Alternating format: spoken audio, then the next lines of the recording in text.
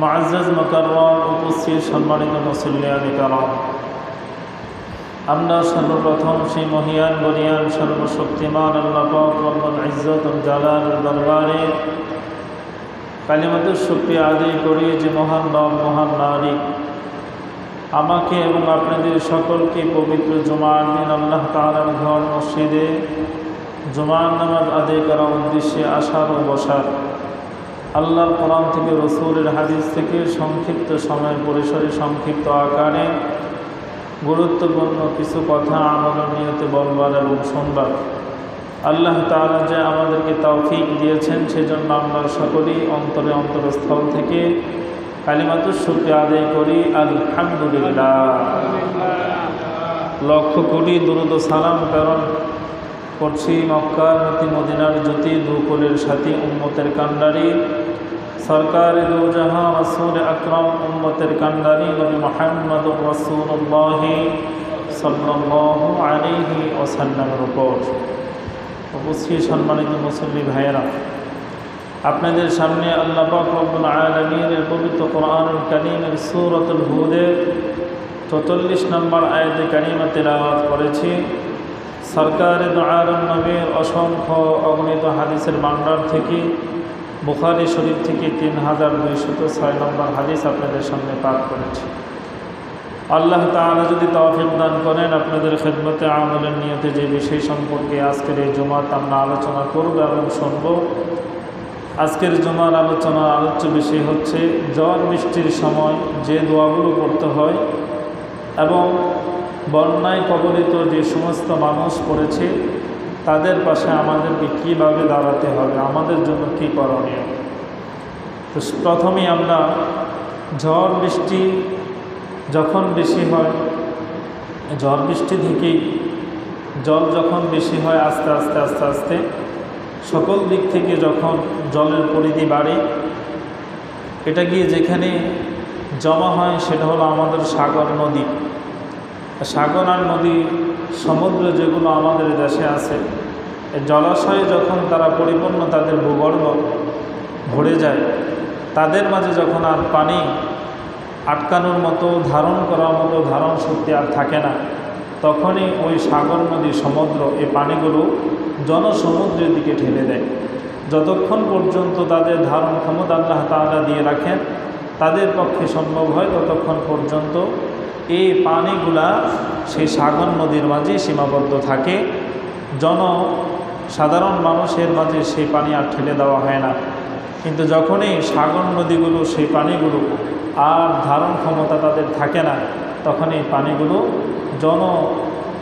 যে পরিবেশ আছে সেদিকে আস্তে আস্তে করে স্রোত আকারে হয়।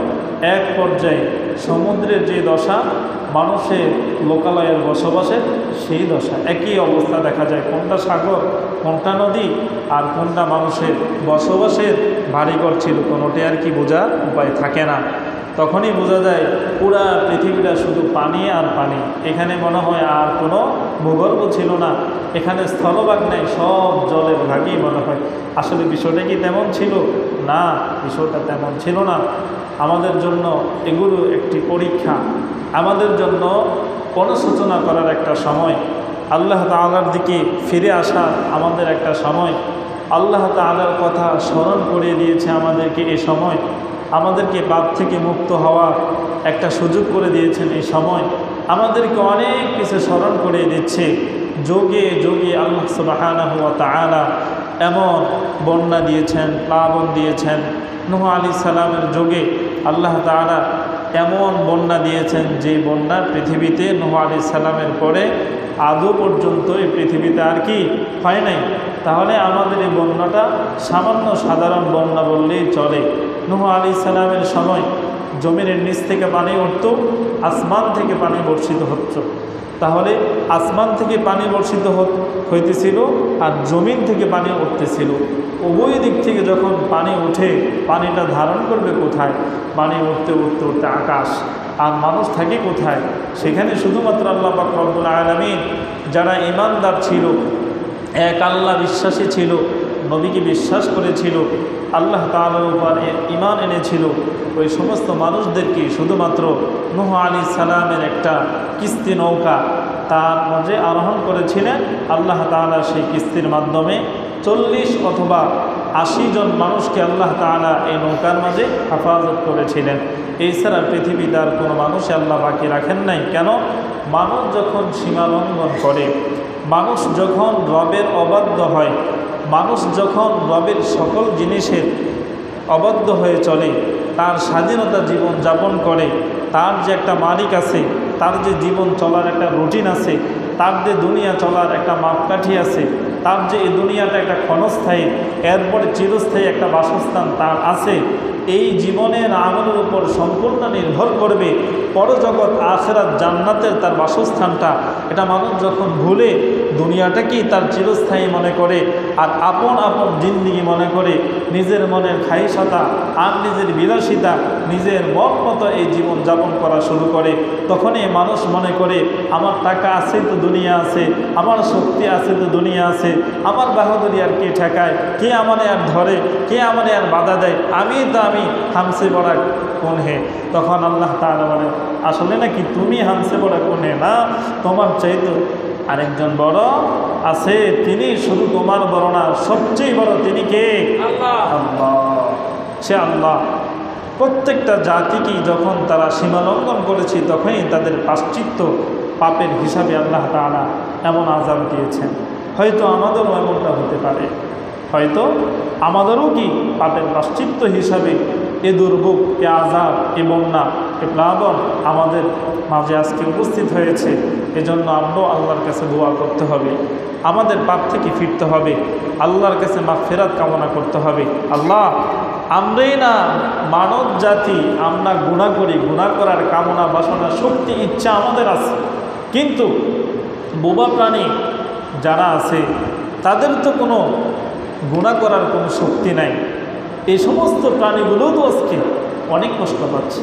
এই গরুগুলা, মহিষগুলা, ছাগলগুলা, আরও গর্তের বিবিলিকা বিভিন্ন প্রাণী যারা আজকে পানিতে বসবাস করত, বিভিন্ন গর্তের ভিতরে বসবাস করত, তাদের বাসস্থান তো আজকে নাই, সম্পূর্ণ সব নিশ্চিহ্ন হয়ে গেছে। এই প্রাণীগুলো তো ধ্বংস হয়ে গেছে, তারাও তো কষ্ট পেয়েছে, তারা তো গুনাহ করে নাই, তারা তো পাপ করে নাই, তারা তো আল্লাহর অবাধ্য হয় নাই। কিন্তু আল্লাহ তাআলা অবাধ্য হয়েছে আমরা, আশরাফুল মাখলুকাত মানুষ, গুনাহ করেছি আমরা মানুষ, পাপে লিপ্ত হয়েছি আমরা মানুষ, অন্যায় করেছি আমরা মানুষ। কিন্তু আমাদের এই পাপের প্রায়শ্চিত্ত শুধু আমরাই নয়, এই কষ্ট শুধু আমরাই নয়, আমাদের এই পাপের প্রায়শ্চিত্তের ভোগ আজকে অন্যান্য মাখলুকগুলো কি ভোগ করতেছে। তারা কি বদদোয়া করে না? তাদের বদদোয়া কি আমাদের উপর লাগবে না? অবশ্যই লাগবে। আমাদেরকেও আল্লাহ তাআলা দুনিয়াতে যে কষ্ট দিচ্ছেন, সামান্য পাপের শাস্তি শুধু দুনিয়াতে দিচ্ছেন স্যাম্পল, কিন্তু এখান থেকে যাওয়ার পরে আল্লাহ তাআলা বলেন, আল্লাহু শাদীদুল ইকাব। বান্দা ও বান্দি, আমি যখন ধরি, আমার ধরাটা কোনো সাধারণ ধরা হয় না, এটা খুব মজবুত ধরা হয়, এটা খুব মজবুত ধরা হয়। আমি তোমাদেরকে ছাড় দেই কিন্তু ছেড়ে দেই না, আমি ধরবো, ধরার মতো ধরবো। আমার এই ধরা থেকে কেউ আর তোমাদেরকে বাঁচাতে পারবে না, কেউ বাঁচাতে পারবে না। সেদিন কে কাকে বাঁচাবে? সবেই কি ইয়া নাফসি বলবে। তাহলে তুমি কার চিন্তা করো? তুমি কার পিছনে আসক্ত হয়ে গুনাহের পিছনে তুমি দৌড়াচ্ছ? তুমি কেন আমি আল্লাহ তাআলার সীমালঙ্ঘন হচ্ছ? তুমি কেন আমাকে ভুলে তুমি অন্যদিকে বিমুখ হচ্ছ? তুমি আমাকে বুঝাও, তোমার আরেকটা রব কি আছে?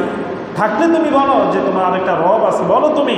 আল্লাহ তাআলা আফসোস করে বলেন, ইয়া আইয়ুহাল ইনসান, হে মানুষ সকল, মা গররাকা বিরব্বিকাল কারীম, তোমার রব সম্পর্কে কে তোমাকে বিভ্রান্ত করেছে?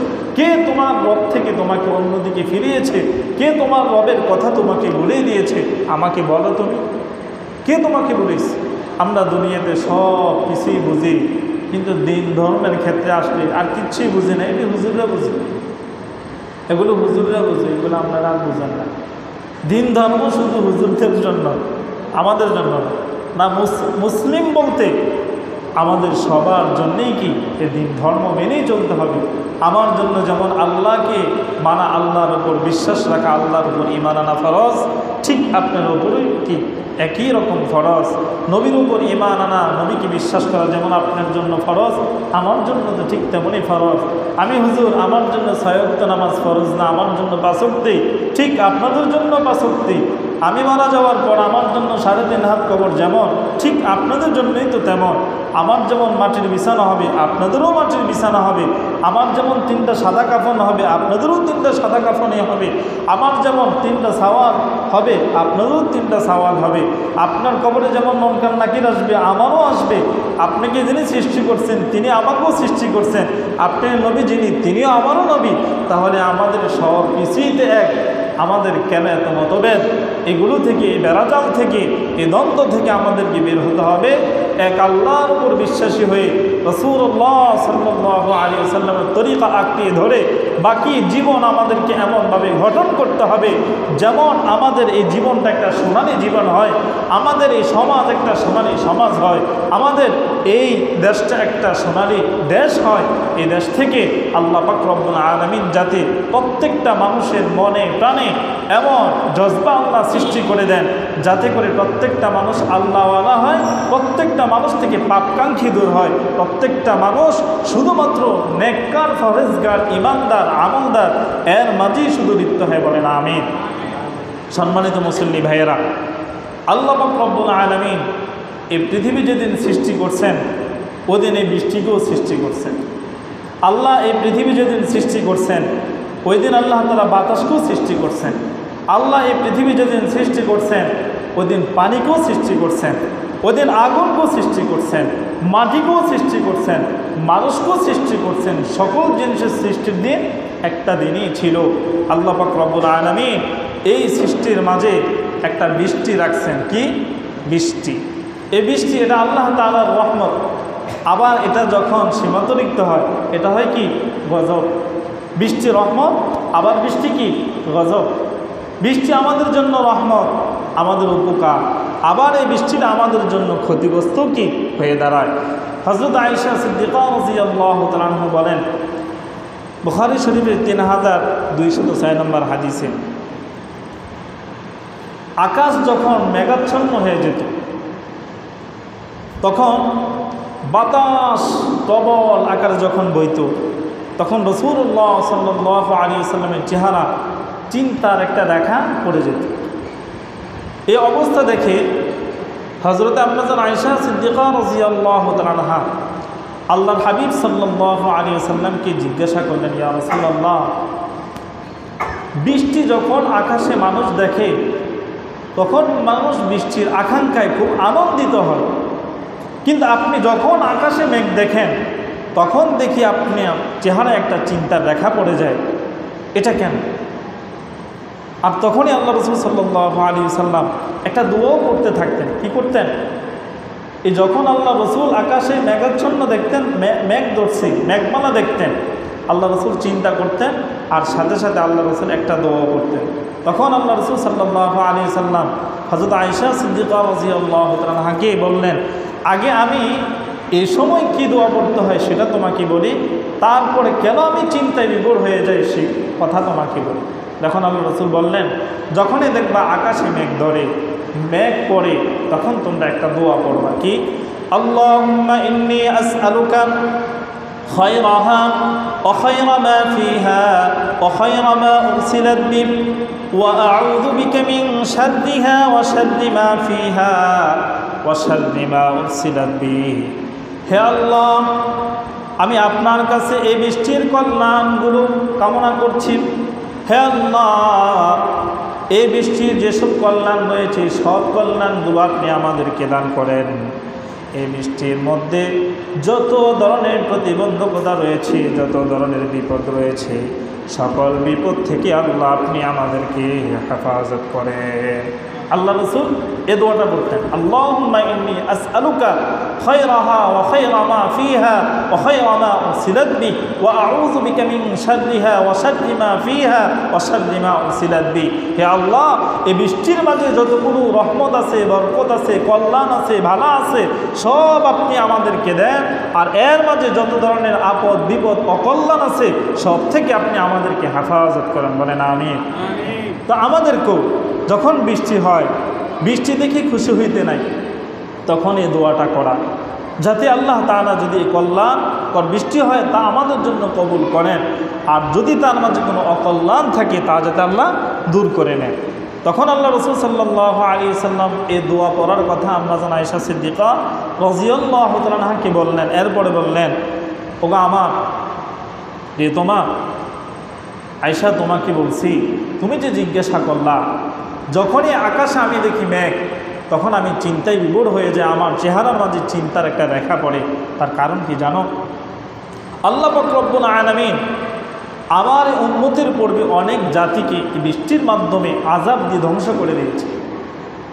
তখন আমি চিন্তায় পড়ে যাই, আল্লাহ সুবহানাহু ওয়া তাআলা যদি আমার উম্মত আর উম্মতি আল্লাহ তাআলার বান্দা আর বান্দীদের পাপের উপর বশবর্তী হয়ে, আল্লাহ তাআলা ক্রোধান্বিত হয়ে রাগ করে গুসা করে আমার এই উম্মতদেরকে এই বৃষ্টি দিয়ে ধ্বংস করে দেয়, এজন্য আমি তখন চিন্তায় পড়ে যাই, তখন আমার এই চেহারায় চিন্তার রেখা পড়ে যায়, এজন্য আমি তখনই চিন্তা করে এ দোয়াটা পড়তে থাকি, সুবহানাল্লাহ।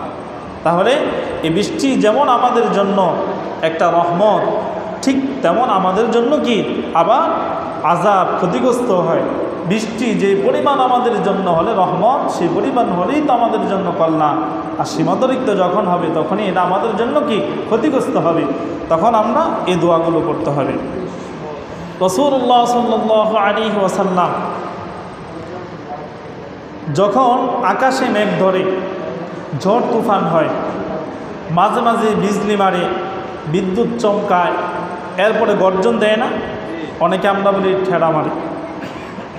এই যে গর্জন মারে, বিকট আওয়াজ হয়, এটা কে করে?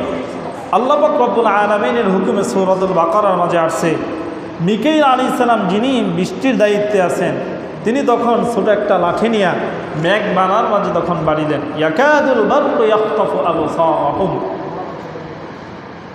যখন উনি সেটার মাঝে বাড়ি দেন, বিকট আওয়াজ তখন হয়। তখন আমরা বলি কি, লা ইলাহা ইল্লা আনতা সুবহানাকা ইন্নী কুনতু মিনাজ জালিমিন, দোয়া ইউনুস পড়ি আমরা।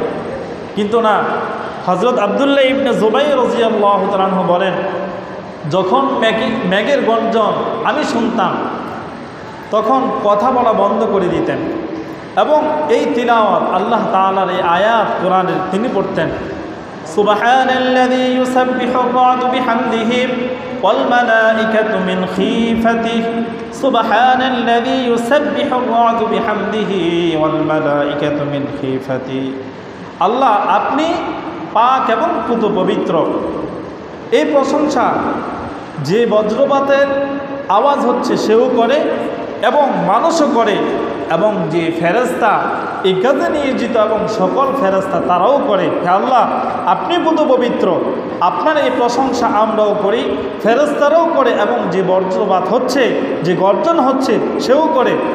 একটা মানুষ যখন কারো প্রশংসা করে, সে তার প্রতি যতই গুসা হোক, যখন সামনাসামনি তার একটু প্রশংসা করে, সময় সাময়িক একটু হলো তার ক্রোধ, একটু রাগ কমে যায়। কেন? না রে, তার অন্তরে আমার প্রতি একটু ভালোবাসা আছে, আমার প্রতি একটু দয়া আছে, আমার প্রতি তার ভালো ধারণা আছে।